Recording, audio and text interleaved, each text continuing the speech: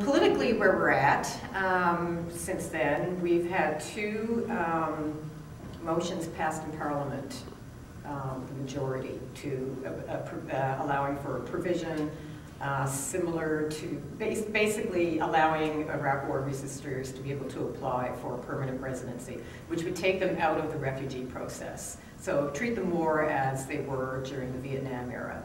So we had, so there were two motions passed in Parliament, one in June 2008, not long after Corey got his, it was just a few weeks after that actually, because once we had the very first removal notice, we really kicked into gear, got the opposition parties. We'd been working on this motion before, but now with things heating up, we needed to get it into Parliament as soon as possible. So we won the first one. And then there was an election, and Harper got in again.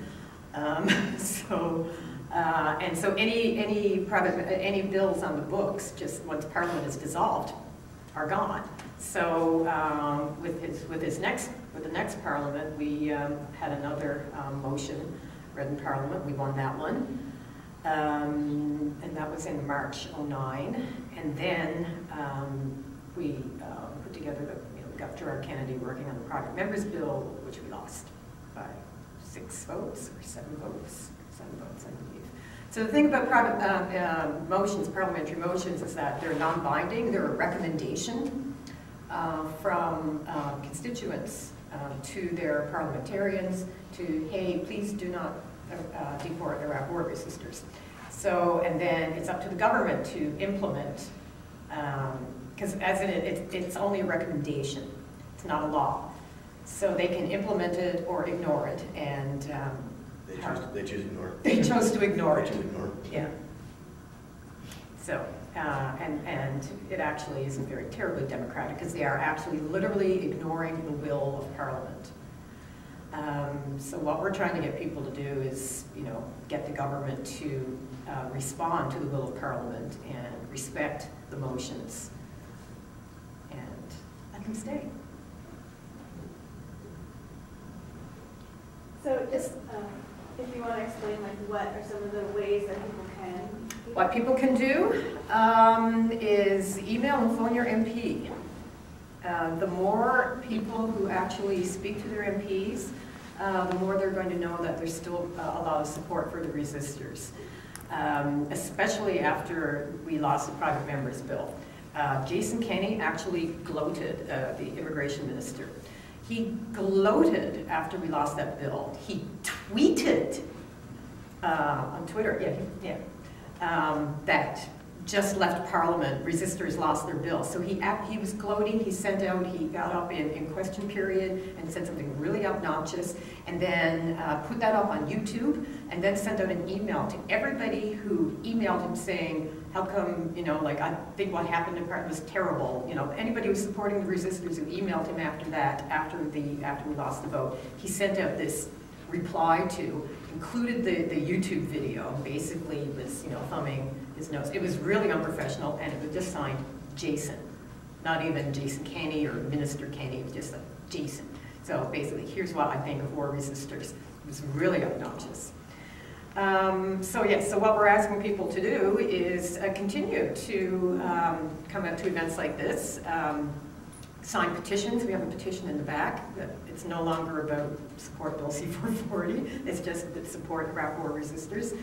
We have to let Harper and Kenney know that we're still here, we're still fighting, and we may have lost the private members bill, but their lives go on, and the Canadian people still support them.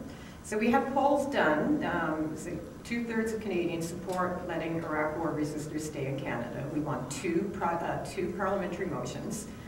And so in addition to emailing your MP, organize events. Show this video to church and school groups, not on a fancy DVD player. They work fine on computers.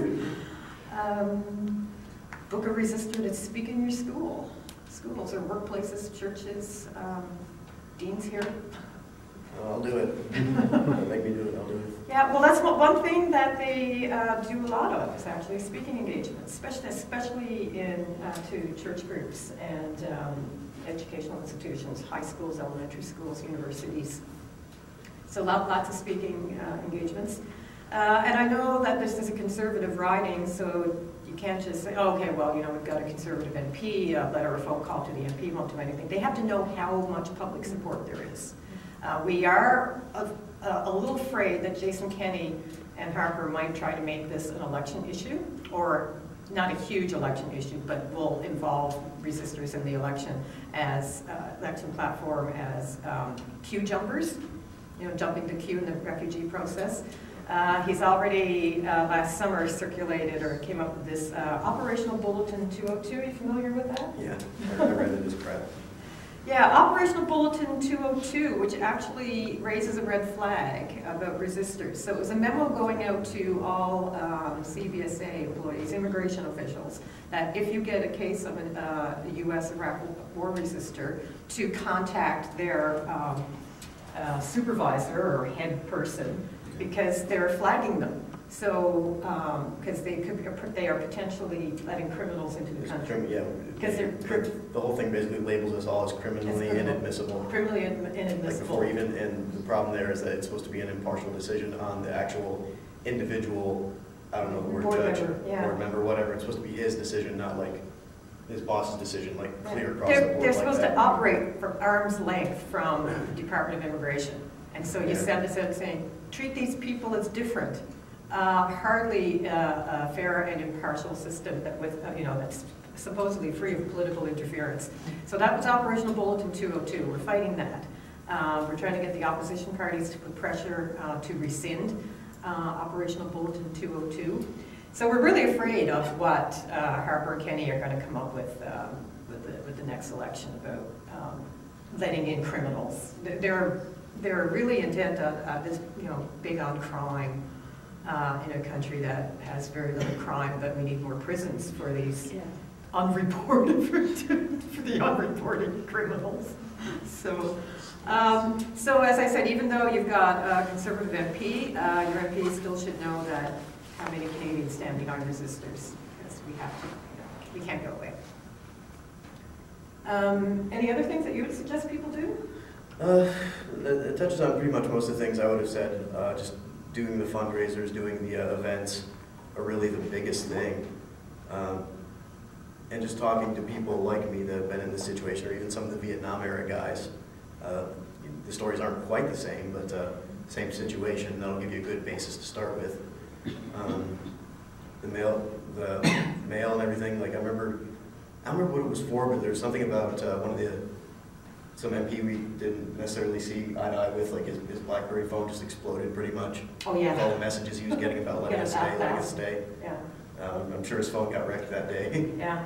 And then he came on board because he actually was like, it's okay, I'm on your side, I'm on your side. Stop. Yeah, leave my phone alone. Stop. Yeah. Stop the phone call. It was interesting. Well, actually, it was emails that were all coming to his BlackBerry. That's what so it was. He got 1,000 emails on his BlackBerry, and he had to call and say, just stop with the emails. Yeah, I'll support the motion. One of the weird effects of life, be annoying, and sometimes you get what you want. Yeah, he was. I can't remember who it was. I don't remember now, but I just thought the story was funny. He was on the committee, the immigration committee. So I just thought it was a funny story when I read it. That sucks. Thousands of messages. At our event last night, I think we were mentioning one of the most effective things you can do that permeates into all sorts of different conversations is to speak out against the wars in Iraq and Afghanistan and expose them for what they are. They're based on lies, they're unjust wars, and the conversation about war resistors just naturally flows from that conversation. So if people understand that those wars are immorally illegal wars, then they will be more accepting of war resistors. Absolutely, and letters to the editor. There were 3 articles in the Peterborough Examiner about Peace Week and this event. All you have to do is just write a letter to the editor supporting this event and war resistors in general. Politicians actually pay very close attention to local press, even more than the Globe and Mail, big national newspapers, because they want to know what's going on in constituencies. So they really pay attention to local media. So the more letters to the editor, just 3 or 4 lines supporting more resistors, they keep track. They count them up. We actually did an access to information request about 1.5 years ago. So every now and then we get all of these memos from Jason Kenny's office, and wow, they're keeping close tabs on us. Like, yeah. So and they do these tabulations of like media, all the media reports, and they'll count them up and say, oh, there was 34 letters to the editor that were very positive about resistors last month. So they count everything.